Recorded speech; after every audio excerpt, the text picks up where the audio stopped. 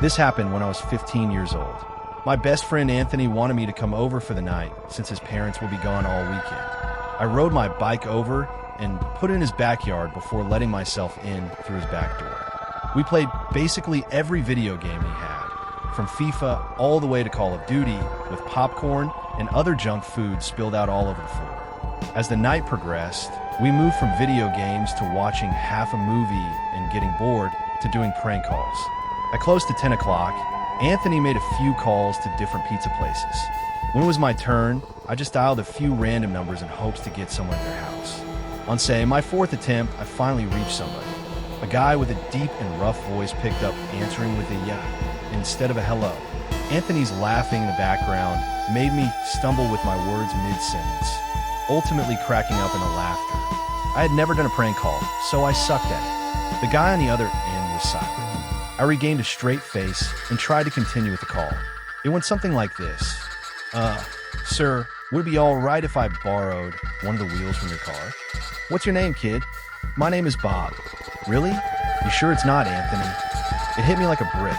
I looked up at Anthony, whose face was noticeably full of fear. I hung up the phone, not wanting to be on the line with whoever that was for another second. Anthony, who the hell was that? I asked him. I don't know, he told me.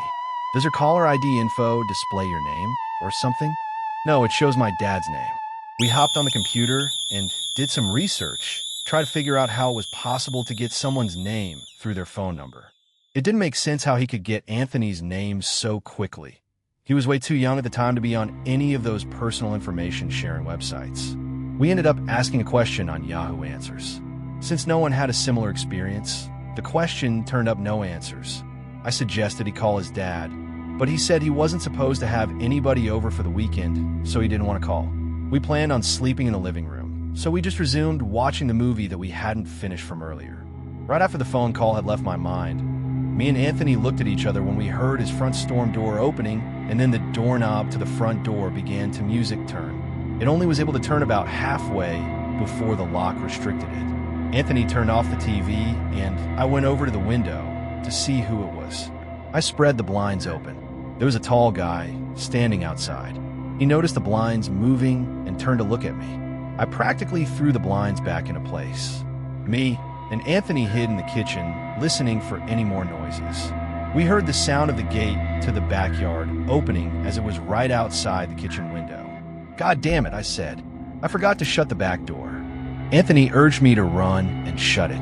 I made it to the hallway leading to his back door and froze. There was a silhouette standing outside the back door. I don't think he noticed me, but he was surely looking into the house. He opened the door and stepped inside. I tiptoed to the kitchen and motioned for Anthony to follow me upstairs. We made it to his room as quietly as possible, pulling the door shut to avoid making any noise. We crawled under his bed. He had cloth covering the bottom of his bed, so you couldn't see anything under it unless you actually moved the cloth. The doors downstairs all opened, each one getting closer to the stairs. Thumps finally began up the stairs, and he was right outside the door now. The door to the room opened. I could hear Anthony's breathing. It was too loud.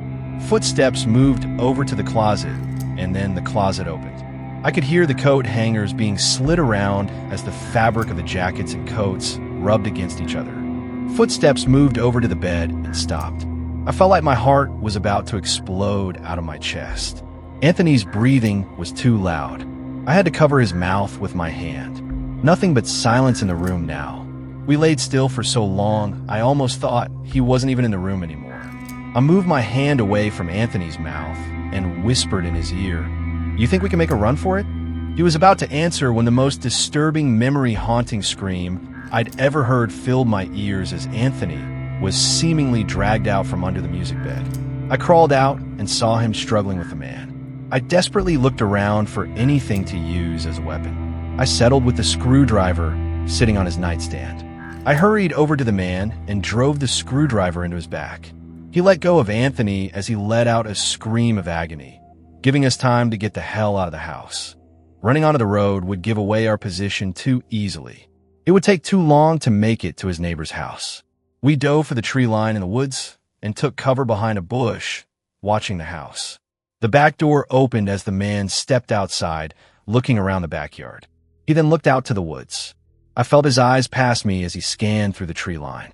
It seemed that it was too dark for him to see us. Then he turned his head back in our direction. I ducked behind the bush. "Shit, Joe, he's coming." "What? Dude, get up, we gotta run." He was right. The man was approaching us fast. How could he have seen us? We ran through the woods with the leaves crunching under us, giving away our position when Anthony tripped over something. I crouched down with him, hoping we had run far enough. Not even 20 seconds later, oncoming footsteps from the direction we were running from came fast. They slowed down only 2 trees away from us as we lay face down in the leaves. Moments later, the footsteps take off in another direction. We waited until we could no longer hear them and took off back in the direction of the house. While running over the sound of leaves crushing and my heavy breathing, I could swear I heard leaves crushing from behind us. We made it back to his backyard into his house, and this time remembering to shut the back door. We were now able to call the police. Anthony stayed on the line with them while I patrolled the back windows, making sure nobody was out there. It was so dark though I couldn't see anything, so I did something that seemed stupid today. I turned on his backyard lights, and immediately in the distance, over by the woods, I saw him standing in front of a big tree. He turned off back into the woods and disappeared out of sight. That was the last time me or Anthony ever saw him. I would be lying if I told you we heard the occasional locks at our windows or something cliche. No, that was it. 5 years have passed and nothing has happened. Do I wonder if it was somehow linked to the prank call? Maybe. Does it make sense? Not really. But yeah, this was the story of how me and my still best friend Anthony almost died during a break-in. Music. Me and my wife have had our fair share of arguments. But there was this one night that she wouldn't stop bitching over the stupidest __. It got to the point where I forgot to put the toilet seat down, and she lectured me at the top of her lungs with an ear-piercing voice that I just couldn't take it anymore. I called my buddy Paul up, and he told me I could crash there for the night. I was exhausted, and I didn't need to deal with my crazy wife at the time. Paul had a huge house, which was another thing my wife always yelled at me about, how all my friends have nicer houses than us. We had a few beers and had a broat. He suggested I stay there for as long as I needed, but I assured him I'd only stay for one night. I didn't want to be a bother. I slept in one of his guest bedrooms. Surprisingly, he has 3 guest bedrooms, but has only needed to use one of them so far. He never uses the other 2 bedrooms and only plans on using them for a party or something like that. All 3 guest bedrooms in the house are lined up next to each other, while Paul's bedroom is across the hall. It's a weird setup for sure, but it let me hear strange noises coming from the next room over. I assumed it was Paul doing something in there, but it quickly got annoying, so I decided to just walk over and see what was going on. I tried the doorknob, but it was locked. I cracked the door open to Paul's room and asked him what the noise was. He was already in bed as well. He didn't hear anything. Upon asking why he kept the door locked, he told me that he always keeps those 2 doors locked as he keeps some personal belongings in there. I warned him that there was a strange noise coming from the room, and he told me to just go back to sleep, and if I continue to hear it, come back to him. So I did. I went back to bed, and the noises were completely gone now. A half hour passed. I was starting to drift off to sleep at last when I heard the slightest tap on the wall. It came from the other side, the next room over. It was followed by a faint voice. I jolted up from the bed and ran back to Paul's room. This time he took me seriously. He got the key to the 2 doors and unlocked the one next to mine. We stepped inside and felt a breeze hit us on the way in. The window was completely open along with the closet. We dug through the entire room. The bed had marks on it, as if someone were on it. The closet was full of empty bags, and his valuable belongings that were in his drawers were gone. Paul suddenly ran out to the hallway. I was confused at first, but I caught on quickly as he was checking the other room.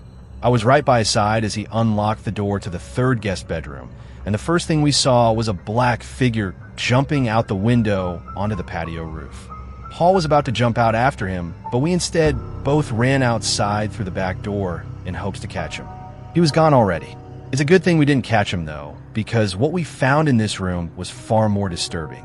The white sheets on the bed were stained with blood. The closet had the Butin knife he had been missing sitting on the floor with a few blood spots on it. And of course, all of his valuable belongings were gone. These people, most likely homeless and likely dangerous drug addicts. were living in his home for a little more than a week. He had even mentioned something about how fast his food goes, and yet he's so skinny. When we were drinking, that made a lot more sense now. As far as we know, none of them were ever music caught. I remember it like it was yesterday. It was my first sleepover, an important part of my childhood. It was my good friend. His name was Jordan. We were 10 years old. He had a huge basement where we could play video games until 1 o'clock in the morning and then sleep on the couches. Skipping the teeth brushing like two little rebels, we went straight to trying to get some sleep on the couches. I fell asleep with ease. I woke up at some unknown time. I realized the TV was still on with a blank screen. It was giving off a very dim light, but it was enough to notice something in the far corner of the basement by the stairs. It was some tall object. I didn't know what it was, and I can't really describe how it looked. All I know is it almost reached the ceiling. The sound of the TV turning off and the small amount of light vanishing was almost enough to make me start screaming. I shut my eyes and just lay there motionless. I don't even remember falling back asleep. All I remember is waking up to a sudden and horrid screaming coming from upstairs. It was Jordan's mom. He woke up as well, and we looked at each other before sprinting upstairs to his parents' room. His mom was sitting there crying as his dad was turning the room upside down looking for what she saw. He barged out past us looking for anybody in the house, but there was nobody in the house. No signs of entry or exit. I'm still friends with Jordan today, and the last time I brought this up, he said his mom doesn't like to talk about it. But she did once admit she saw a tall, dark figure standing by their bedroom door. I'm undoubtedly sure that's what I saw in the basement that night.